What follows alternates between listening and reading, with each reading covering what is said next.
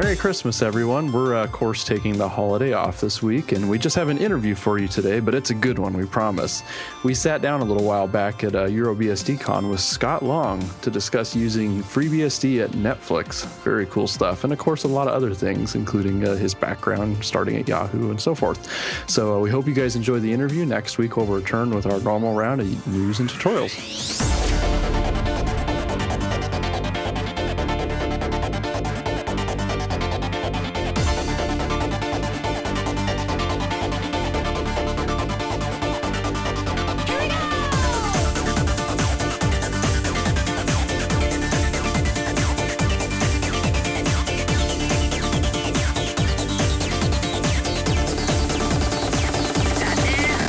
This week's episode of BSD Now is brought to you by IX Systems. We asked IX Systems to sponsor BSD Now not just because they make awesome servers and have awesome support, but they're part of the community as much as any of us, if not more. They sponsor conferences and events and things like that. So when you reach out to IX Systems, they provide you with free pre-purchase consultations, so you can make sure you're getting exactly the server you need to solve the problem you're having. All the servers are built to a meticulous standard and are battle tested before they ship to you, so you can be sure that when you get the hardware, it's going to work the way you want. And they're BSD people, so you can also make sure you're going to get the hardware that's going to work with BSD. Oftentimes when you're dealing with another vendor, you're never sure, is this going to work exactly or not? And they've tested it first and only sell parts that they're sure are actually going to work the way you want them to. So you should learn more. Go to ixsystems.com/BSD now. You can download their ultimate guide to buying a new server for open source. And you can ask them whatever questions you have and explain what your problem is, and they'll help you come up with the solution to your challenge.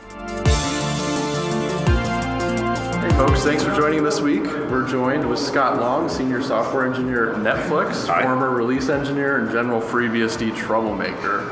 So glad to have you with us, Scott. This is great. Thanks a lot, Chris. Really happy to be here. Yep. So go ahead, give us a little bit of background about yourself. How did you get involved in FreeBSD in the first place? I discovered BSD back when I was in Michigan, back in 1992, back when it was still 386 BSD. Started using it back then, so it was really cool that I could have Unix on my 386 computer. It was really cool, and just stuck with it for many years, and in 2000 became a source contributor, and just kept on developing from there. What were some of the roles you had in the project? What things did you work on? So I started out working, at the time that I joined as a source contributor, I was working for Adaptec.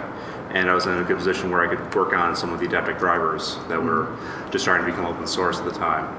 So I started out working on the AAC driver, and then started working more on SCSI and storage and PCI and those areas. And then there was kind of a gap in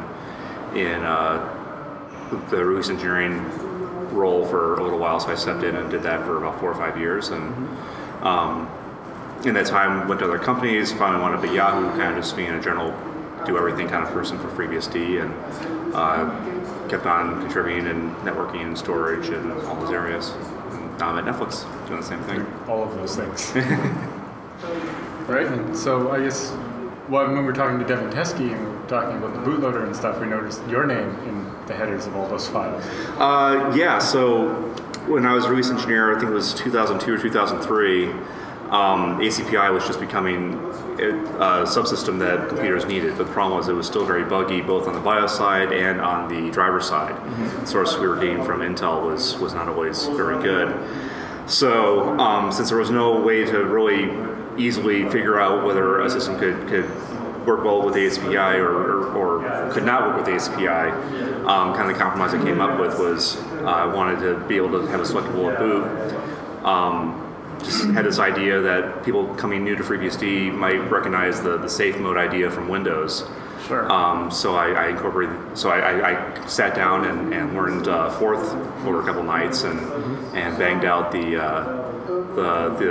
original loader menu and add the safe mode that disables different things and just a mode to discreetly disable ACPI and those kind of things that I thought would be useful. Oh, very cool. So, of course, everyone's going to want to hear about Netflix and what you do there, but just give us a little bit of history about that. Did they approach you and say, come work for us on FreeBSD, or was it the other way around? You were there? It was actually funny. I was actually, I had been flying for an airline and realizing that wasn't going to work out because there was just no money in it to support my family. Sure. So I was looking for a job and got a call from a recruiter one day from Netflix, and she said, "Hey, saw your resume online. Would like you to come in and interview with us." And at the time, they hadn't announced anything with doing their own CDN or using FreeBSD or anything like that. And all I knew of Netflix at the time was that they were heavily into using AWS and Linux as their backend. So I politely said, no, I appreciate you contacting me, but I'm not really looking for a Linux job right now. But keep my name, nearby in the future. And she said, "Oh no, it's okay. We want to talk to you anyway." I'm like, "Really? I'm not interested in a Linux job. I've done Linux, but I'm not really looking for that right now." She's like, "Well, why don't you just talk to the hiring manager anyway, and just he'll explain to you what the job is." Okay. Mm-hmm. Talk about aggressive. So set it up to do a Skype call with the hiring manager a few days later, and a few days came, and I think my daughter had a dentist appointment or something like that was going to conflict, and I was about to call the recruiter again and say, this just isn't going to work. I need to do other things, but at the last second I said, I'll make it work. I'll call the dentist and reschedule and do this call, and so the hiring manager called me and made formalities and I said, right off the bat, just want you to know, I appreciate you contacting me, but I'm not looking for a Linux job. And his response was, "Yes, I know." Oh. I said, "Well, okay, and if you're just, if you're looking for just to play around with FreeBSD, but just, or transition something from FreeBSD to Linux or something like that, I'm not really looking for that either." It's like, "Yes, I know." Very cool. So then I'm like, "Okay, well, what are you doing then?" It's like, "Well, we're looking for FreeBSD talent to come in, and we're doing this whole Open Connect thing, and all going to be based on FreeBSD, and thought you'd be a good fit." So went from there. That is a pretty incredible story. Yeah, it was pretty funny. Well, it could have ended worse. They could have been like, "Yeah, we're moving to Windows. We really need some help." Oh my gosh, we really got the wrong guy. Well, I was so apprehensive because the two previous jobs I had involved moving from FreeBSD to Linux. Sure. One of them was kind of a sudden thing. They just suddenly decided that it wasn't, that Linux would solve all the problems, and we needed to move. And then after that, I went to Yahoo, and Yahoo was, rah, FreeBSD. I thought it was going to be a place I'd work for 20 years, and shortly after I joined, I found out that they had hired me to transition things to Linux. So I was really apprehensive about this whole thing, but it's worked out really well. That's really cool. So can you give us just an overview of some of the things that Netflix has contributed back, or what the areas they've been focused on? So in a broad sense, we're focused on making a very fast, efficient web server. So that involves storage, storage I/O, network I/O, VM, and all the surrounding tools around that. So basically, my job and people I work with, Max McMecken and Lawrence Stewart and Adrian Chad and those guys, basically our job is to look for things to improve and improve it. But along with that comes the mandate that we need to push everything up into FreeBSD, both to be a good community player, sure, obviously, but also because we have such a small team, we've got to leverage the community at the same time. Right. We can't carry a big patch set that constantly requires resolving and deconflicting and all that kind of stuff. We need to have everything pushed up, so not only do we get the benefit of the community carrying our work, but also it makes us better developers because we're thinking in a broader sense. We're not just doing a one-off hack that only benefits us and makes no sense for everyone else. Right, by pushing it upstream, the project helps maintain it for you, and, right. And like you said, at the same time, because you're not just doing the quick hack to make it work for you, you're doing the general improvement. both parties benefit. Right. Now, there's been a few edge cases where the hack has been needed on our end, or we have a lot of tuning that is really specific to our workload, but it's just tuning. It's a loader.conf line, or it's a sysctl.conf line. If you make it a tunable, and then you can set your weird value and just use something else with it. Exactly. So it's worked out really well. We started on FreeBSD 9, and by the time I had everything pushed up, that was reasonable to push up. We had like 400 lines of diffs between FreeBSD 9 and R3. Most of that was in the package tools, which obviously, package underscore whatever you want to call it. The old package tools were going away, so it didn't make sense for us to push our changes up anyway.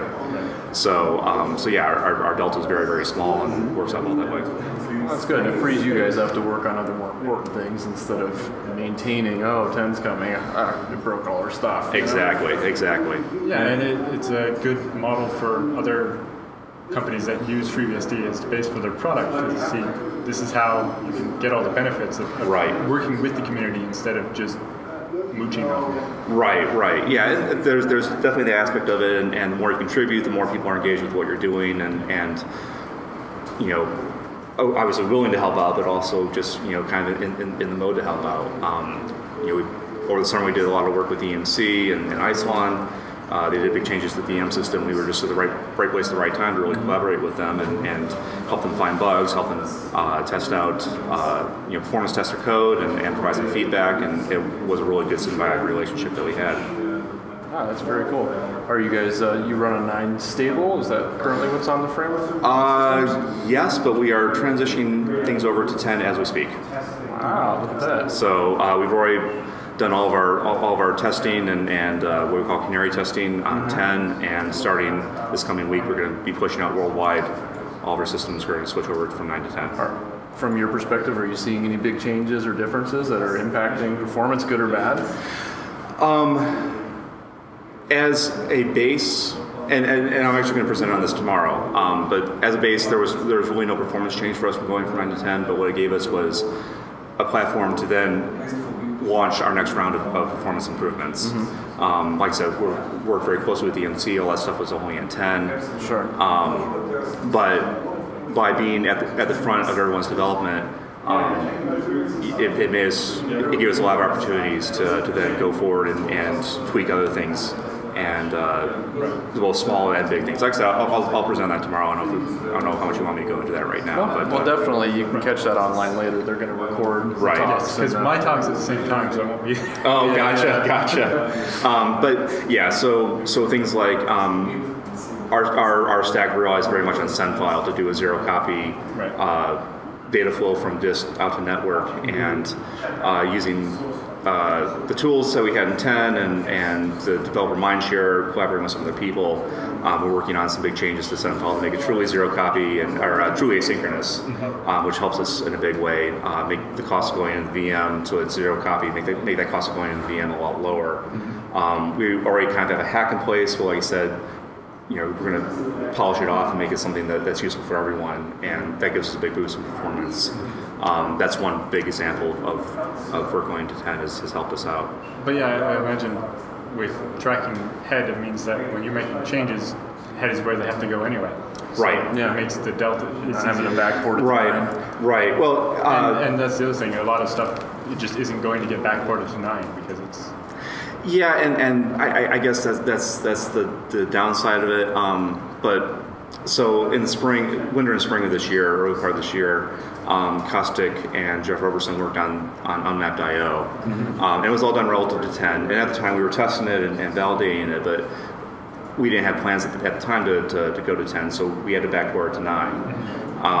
And we backported ourselves, but it involved some API changes and the things that weren't really suitable for 9. So I wound up doing a lot of work in May and June, massaging the API so that it could be backported to 9, not change the APIs or not change them in ways that were important, and live in 9.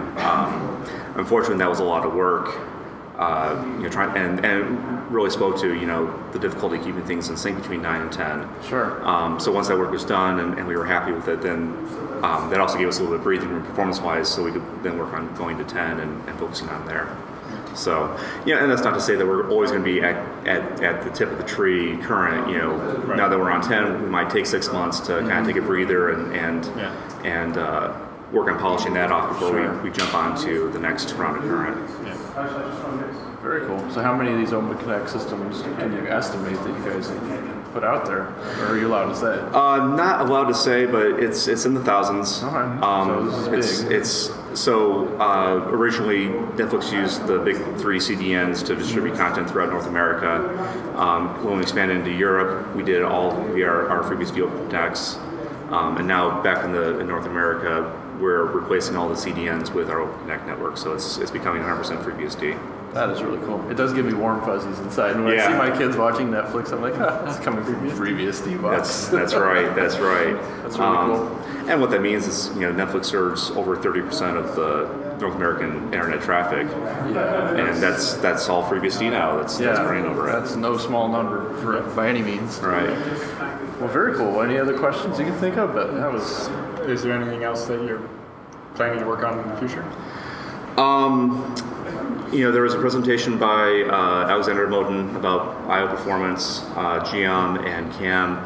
He and I have been talking quite a bit over the last few months about that. He's been doing some fantastic work. Yeah, he got the number of IOPS up to 1 million. Right. That's very important work for us, especially as we look more towards SSDs for storage. Yeah, you have that one version of the Netflix Open Connect box is just all SSDs. Right? Exactly. Mm-hmm. So that's very important for us. And he mentioned that towards the end of his talk, he mentioned being able to do multi-queue on the I/O adapter, and that's a piece of work that I actually promised that I would do for him. So hopefully we'll get that done here in the next few weeks. Things like that, file system performance and storage performance is going to be my next big focus for the next few months. Okay. And I think one of the big things that surprises everybody about the Netflix boxes is that it's UFS on individual drives rather than any kind of RAID. Exactly. Because our high availability and data redundancy is done at a much higher layer in the whole ecosystem. Outside of the machine. Right. If a drive fails, content there just goes away. The user gets a 404 because basically the box is a web server. The client gets a 404 and it switches to another box that it knows has the content. So it's actually kind of liberating not having to worry about that kind of reliability inside the box. We can do a lot more interesting things. When you control the client, you have this extra flexibility. Yeah, exactly. That means you don't get those 2 a.m. pages Friday night, that one drive just died. Exactly. In fact, drives fail in place and we just leave and we don't do any field servicing. We just wait until the box has had enough drive failures where it's no longer an effective box for us, and then we'll just trade it out and put one in. Sure. Very cool. Well, this was great. Thank you so much for coming down. You're welcome. Happy to do it.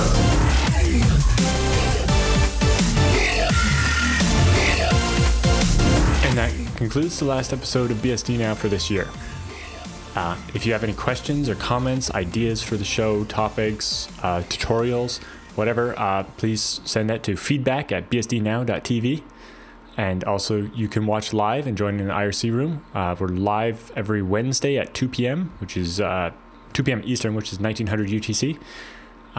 Also, on our website, we have the full text version of all of our tutorials, which are more in-depth than what we have time for on the show. And thank you to everybody for watching, and thank you to Chris and TJ for helping produce the show. And we look forward to seeing you in the new year.